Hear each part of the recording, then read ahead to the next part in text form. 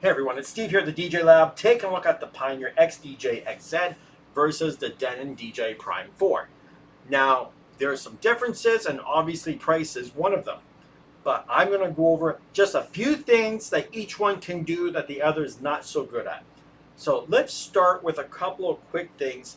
Right off the bat, Prime 4 can do 4 decks of standalone. XDJ-AZ can only do 2 decks in standalone. Even though we got 4 channels, these 2 channels are designed for inputs. Speaking of inputs, we have an auxiliary input on this as well, so therefore we kind of have 5 channels to work with. So that's nice. No aux input. They both got microphone inputs, dual mic inputs. The Prime has a low and a high for the EQ. This has a 3-band EQ.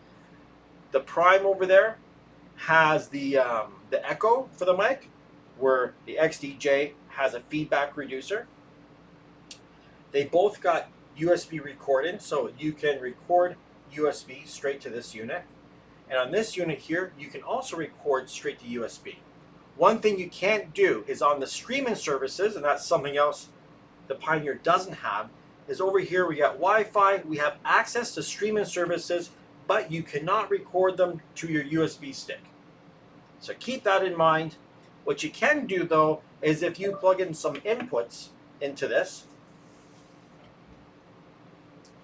such as some CD players, or you're hooking up some turntables, you can record your vinyl into there as well, right to USB.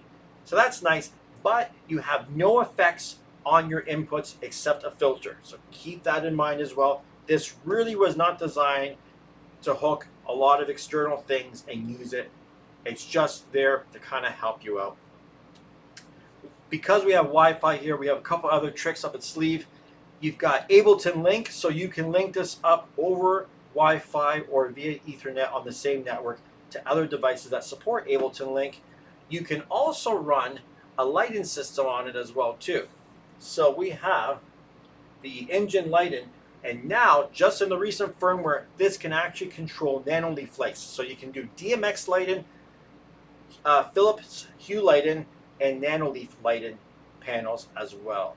All built in with no extra money spent. That's really cool. On the Pioneer side of things, you need to buy a separate controller, a separate box if you want to do DMX anything on the record box side of things. Another thing that Pioneer has that's really useful, I like this 3-band EQ on the master. That's really nice. I wish we had that on the Pioneer mixers, for instance, but we don't. The effects, we got a lot of nice effects here. I like the fact that they're, I can see it quickly and I can select and jump around. Where on here, it's about the same amount of effects. They don't sound as good, but you have to scroll through to get to them. So I'm not really a fan of that. I like having my effects frequencies of low, mid, high.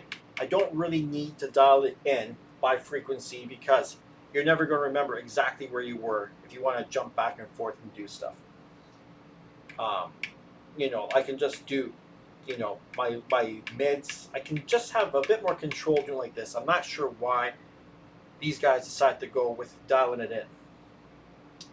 One of the other things this thing is way better at with the Pioneer, well, with the Prime versus the Pioneer, is we can beat jump up to 64. This one here can only beat jump up to 8. So if you're a fan of beat jump, this is not the system for you. This is a little bit better. What else?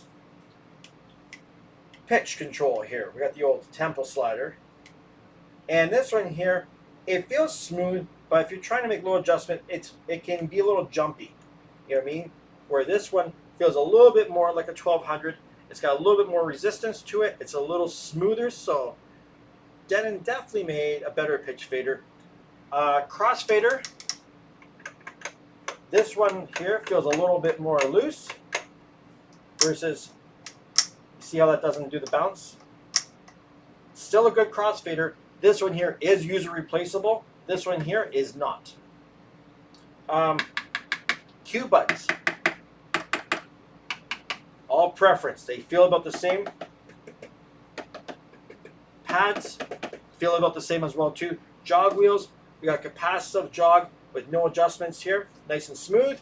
Over here, you've got your typical bearings that CDJs use, which is really good. And you can adjust it to be heavy, to be light, and you can adjust your vinyl start-stop speed. So that's useful as well too.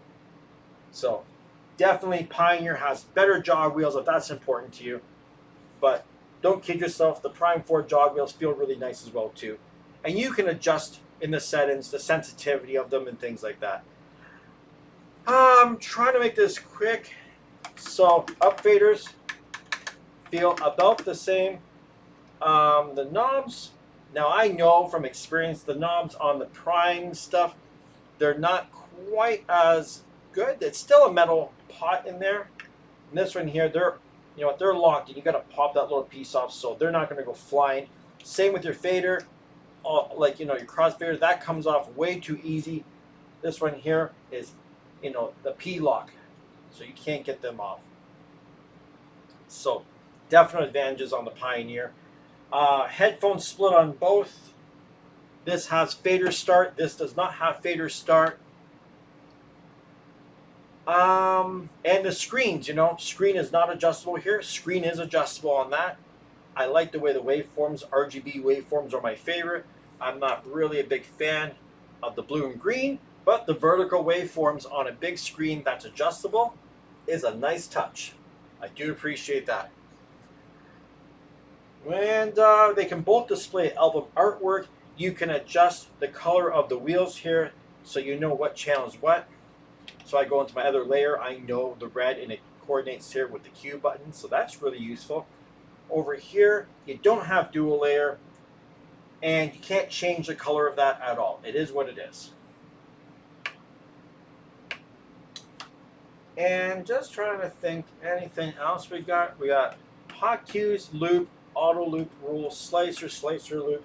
And over here, we got hot cue, beat jump, slip loop, and beat jump. Hot cue, beat loop.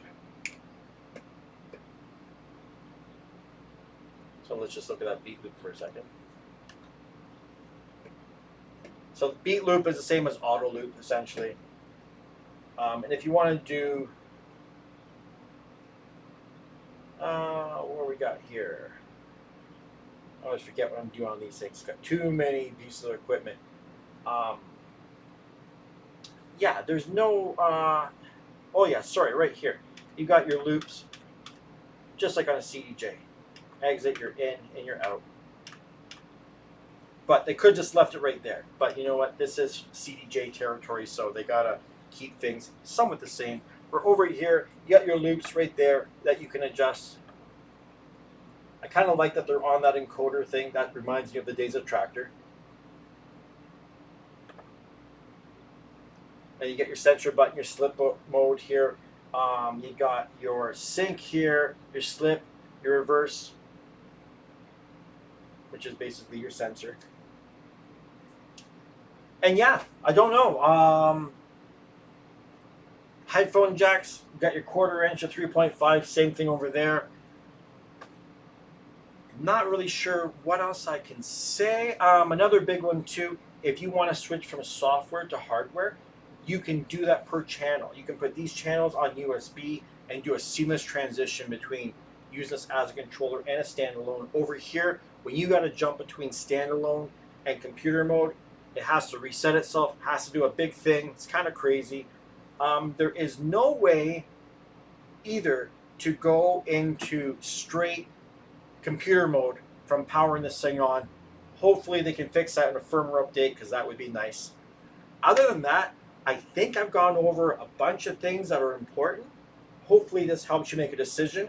If you have any other questions about this stuff, feel free to leave a comment below. I'll try and answer everyone as quickly as possible. And hopefully the video wasn't too long. It was my second attempt at it. The first one was 20 minutes. Hopefully this is quicker. Talk to you all soon. Have a great day.